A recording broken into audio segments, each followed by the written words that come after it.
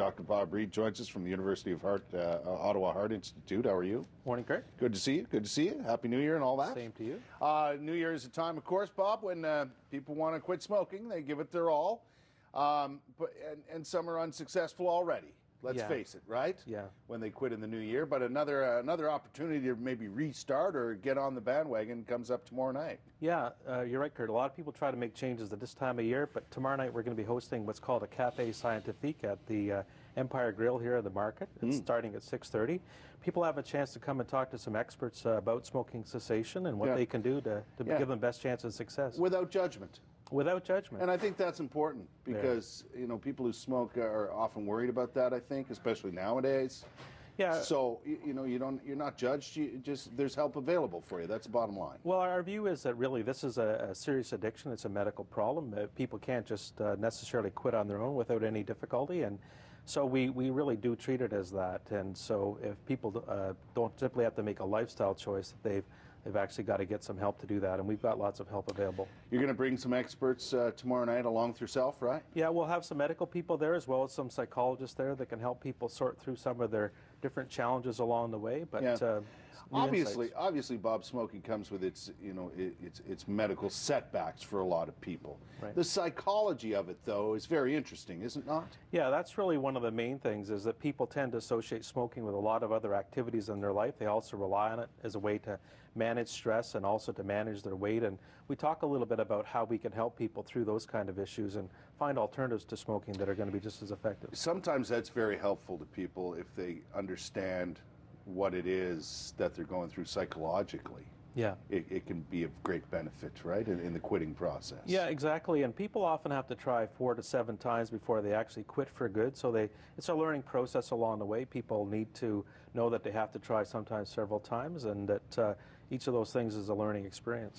What do you mean by the brains of smokers are different from the brains of non-smokers? What does that mean?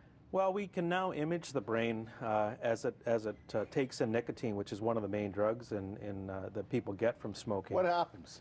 And so what happens is nicotine attaches to these very specific receptors in the brain, and in fact smokers have more of these receptors than non-smokers do, and this is how their brains are different. They develop them, and they actually become more sensitive to the effects of nicotine. And over time, people actually need more and more nicotine to kind of create the same kind of feelings that they've had in the past. That's why people become chain smokers and heavier smokers over time? Yeah, and that's why they have very strong urges to smoke when they're deprived of smoking. And obviously, with our weather today, we need no further example than to see people outside buildings on days when it's minus 20 and 25 to understand that this is an addiction, not a lifestyle You got to be dedicated today. There's it. No question about that. You also don't mind the idea of smoking aids. There's so many out there, but are there certain ones in particular that you at the Heart Institute are fans of or not fans of? Well, really, there are 3 things that constitute effective assistance, and one of them is medications. There are 3 different medications that can be used for people to help them quit, and they can be used in combination sometimes, and we try to help people identify what's the best combination for them. The second thing is strategic advice and some counseling around how to manage the psychology.